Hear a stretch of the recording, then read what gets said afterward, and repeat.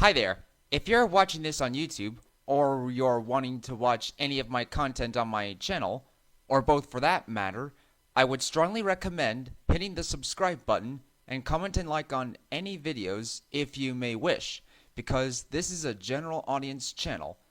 Also, this video is not made for kids, it is for older fans and adults alike. So please sit back and enjoy the video. Thomaschance. Based on the story by Nicholas Peabody and Important Jobs by Mattcooper. Written, adapted, and edited and told by Julyleonard.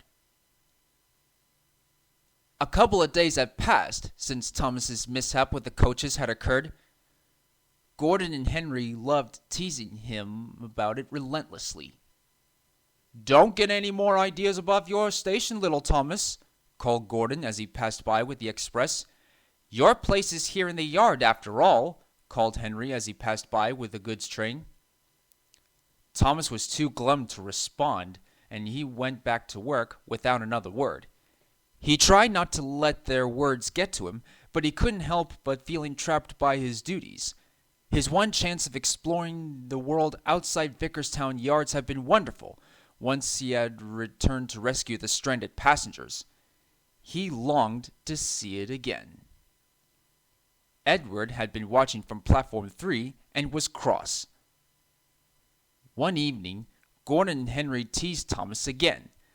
"Fancy forgetting about a train," chortled Gordon. "As it was my train he had left behind," laughed Henry. Edward was furious and told them to stop. "That's enough, you two," he said firmly. "You both have evening trains to pull. Run along now and leave Thomas alone." The two big engines left, still laughing. Thomas just sighed.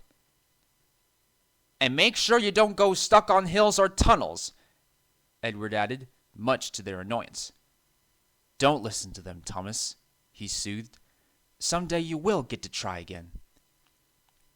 Thomas felt a little better, but was still unhappy.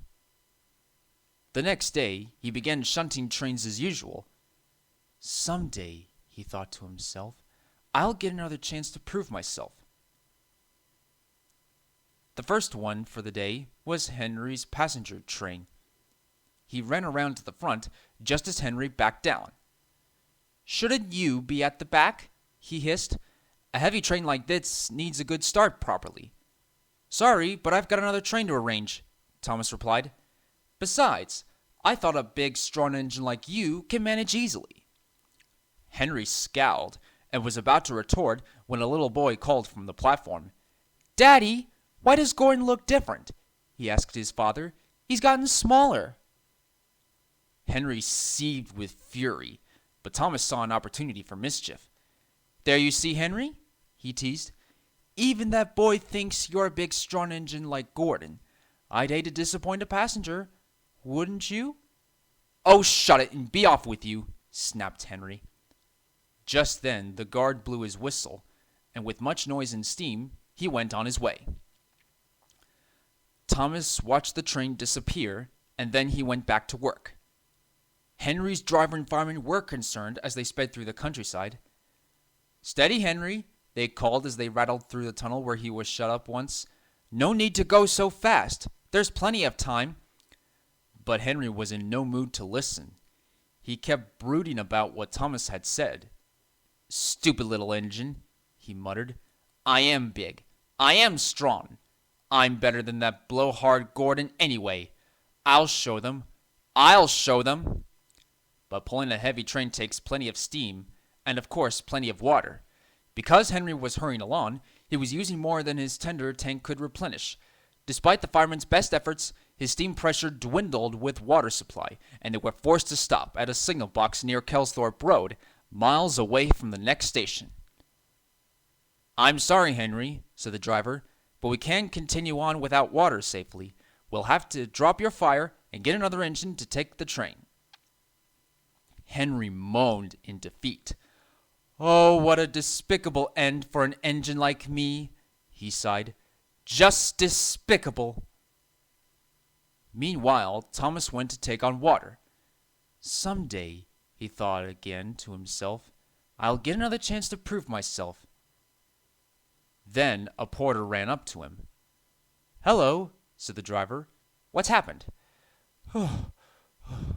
"Henry's run out of water and is stuck on the main line," he said, pausing for breath. "Can you take him to the next station? Edward's going to be collecting his train at Wellsworth, but we can't keep the main line blocked for long unless Topham's timetables are in tatters." "I'm on my way, sir," said Thomas, and he hurried off to the rescue, much to his delight. Thomas found Henry and coupled up to him at the front. "Having water troubles, are we?" he teased. Henry said nothing. "Not to worry," said Thomas. "I'll get you to Wellsworth. Edward will be there to take over." Thomas pulled Henry and his train to Wellsworth, where Edward was waiting to take the train the rest of the way.